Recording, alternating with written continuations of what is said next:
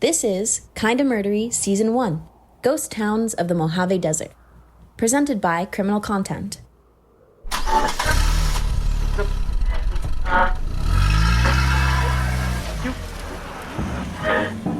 You're rocketing down the 15 freeway between Vegas and LA. It's a scorched wasteland of Airstream meth labs and unrelenting heat. This is no place you'd want to stop. But the car's on fumes, so you take the exit and you pull up to the gas station. It's abandoned, a concrete canvas that some local Michelangelos turned into the Sistine Chapel of spray paint penis. A grave marker for every crazy story lost in the desert sands. These are the ghost towns of the Mojave Desert. And this is Kinda Murdery.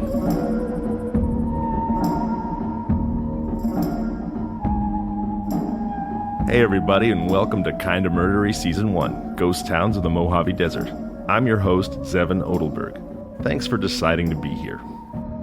I'm joined by a very special guest, star of You Might Be the Killer and Cabin in the Woods, actor, director, multi-hyphenate, and one of my closest and oldest friends, Fran Kranz. Hey, Fran. Hey, thanks for having me.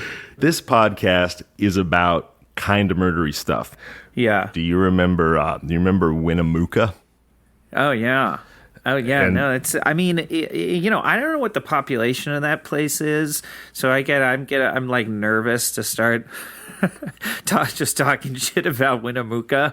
I'm sure there's plenty of nice people that live there, but we had just a really unforgettable, dark, kind of horrifying experience. Yes. I think the population of Winnemucca is however many people work at that whorehouse, plus however many truckers and other degraded transients like us happen to have stopped at that whorehouse at any given moment. So it's a very unstable Where population. is this going? I gotta know what's going on here. Look, there's a lot of things you'll do when you really need gas and a hamburger. That's the truth. Yeah.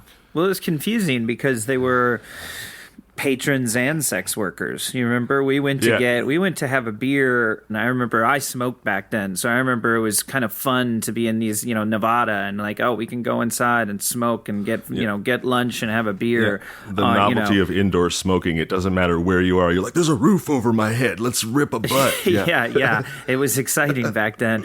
I obviously can't just totally feign innocence, but it was not as if this was some bright flashing neon pink line saying girls, girls, God. girls. No, it looked like a bar. It looked like a bar by a gas station. And from outside, it looked like a large shed or a small barn that was probably full of rusting farm equipment or murder implements. That's my memory of it, but it's probably, my memory is clouded, I'm sure, by just how sort of dark the experience was.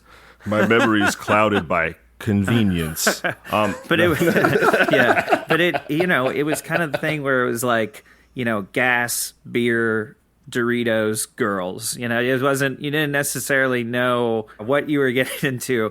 But I do remember we sat down, relaxing, had a beer, and I remember being asked by, I think, the bartender, would you like to see the girls?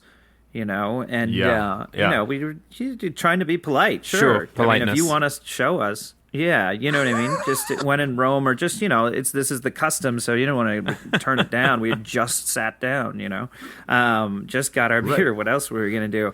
But I just remember there was a woman at the end of the bar, and when we, agreed to see the women, she sort of stubbed her cigarette out and stood up and just walked a few feet away and turned around on display for us. If in the interest of actually portraying you and I at 21 years old accurately, we did need food and we did need gas, and it was this novelty.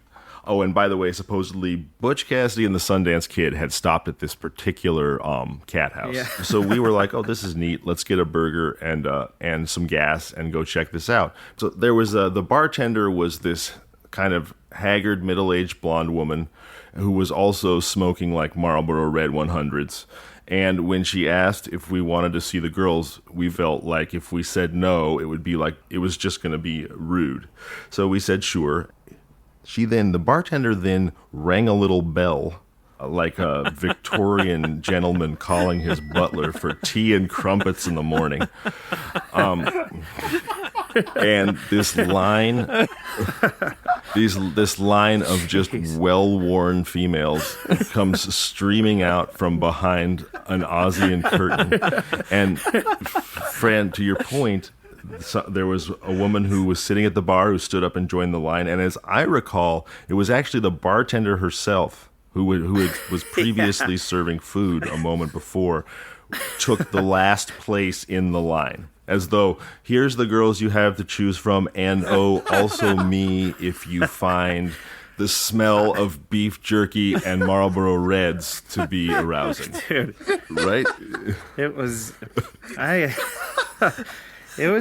intense, man. I mean, I remember, I feel like, what's the story without having some description of, what we were seeing? But I mean, there was, one of them kind of reminded me of the woman in Princess Bride who goes, "Boo, boo," in the dream sequence with Princess Buttercup. That's true. And and then I believe we got a tour. Yeah, it was really sad. It was really sad, and so I think our natural instinct was to sort of, be as polite as possible and respectful as possible, because this is kind of murdery, and we just wanted to get out of there alive too. Yeah, so you don't know who's packing heat. Yes, exactly. Let's just do the bare minimum here. Of course, we'll take the tour. We're really curious. You always take the tour. You always take the tour, and I remember a plastic jacuzzi in the back that was the VIP service, and it comes with free flesh-eating microbes. I mean, it was just really bad. I actually felt like feigning interest was a form of kindness. You know what? No, but now, thinking back on it, I think a polite "no, thank you, I'm fine, just want a beer" would have sufficed. Instead of, I think we were scared shitless, really. Thank you so much for choosing to spend your time with us. For producer Adam Volrich and our very special guest Fran Kranz, I'm Zevon Odelberg. And this was Kinda Murdery.